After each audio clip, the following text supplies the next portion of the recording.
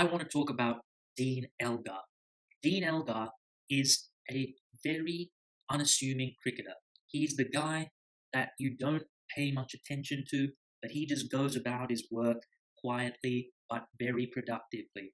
He's not a flashy player. Just take a look at him. This is not a flashy guy, and he doesn't play his cricket in that way either. I want to compare this guy to a flashy player that a lot of people think is a quality player, and yet their production is just so different. JP Duminy just retired from Test cricket at the age of 33. This is a guy who has been around for over a decade, who many people have lauded as an incredibly talented batsman. And so many ask, why hasn't he scored more runs? He averages 33 in Test cricket. Why isn't that higher? Well, I'll tell you what, for all the talent that JP Duminy has, his batting is easy on the eye. When he gets going, he's a joy to watch. But the biggest issues for JP Duminy throughout his career have been his loose technique and his lack of discipline. That has been what has held him back. A career of mediocrity with a few gems sprinkled in, but for the most part, just a whole lot of mediocrity. Compare him to Dean Elgar. Most people don't know Dean Elgar, or at least they didn't until this year. This is an old school, hard nosed cricketer in the mould of Graham Smith, you could argue. But Dean Elgar is a fantastic cricketer. His performances for South Africa recently have been nothing short of heroic, and it's time that people took notice of this guy. Dean Elgar is a Toyota Camry.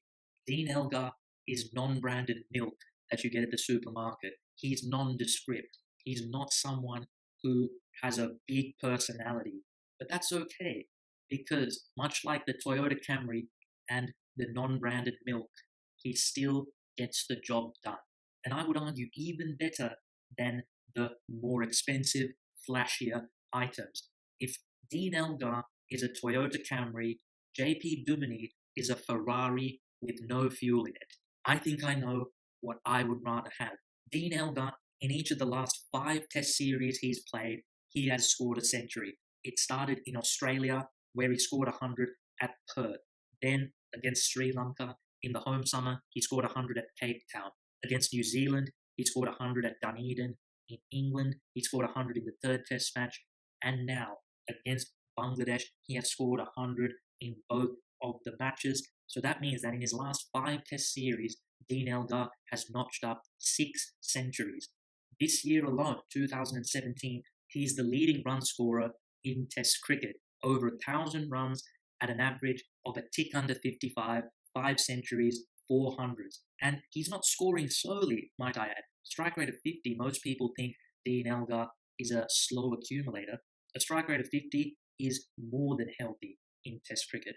I find this incredible. He's the highest run scorer in Test cricket this year. It's not Kane Williamson. It's not Virat Kohli. It's not Steve Smith. It's not Joe Root. It's Dean Elgar. His transformation recently has been incredible. Had a tepid start to his Test career, but this year, this last 12 months, he's just gone up another level, and he's become arguably the best opener in world cricket, up there with the Alistair Cooks and the David Warners of this world. But not many people pay a lot of attention to him because he's not flashy. He doesn't say a lot. He just goes about his work diligently. On the cricket pitch, he's not an attractive batsman to watch. I don't think Dean Elgar has ever played an attractive stroke in his life. While his method might not be the easiest on the eye, it certainly is very effective. He's very disciplined. He has a good technique.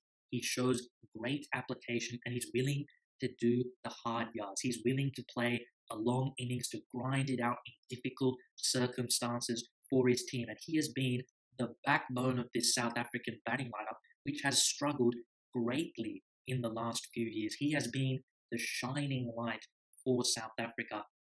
And in this series against Bangladesh, it was almost reward for all the hard innings that he had played in recent past, that the pitch was flat, the bowling was lackluster, and he just filled his boots. But I think this was richly deserved for Dean Elgar, because I think he deserves to have better stats, because as an opening batsman, it's difficult to have really glamorous stats. It's hard to average 50, like the number fours, number threes of this world, because you're facing that new ball. Sometimes you just get a really good delivery and you can't do anything about it. Opening the batting is a cruel job, the hardest job for a batsman in Test cricket. So I don't begrudge Dean Elgar having a chance to pad his stats in this series because he certainly deserves recognition for his incredible performances for South Africa in the recent past.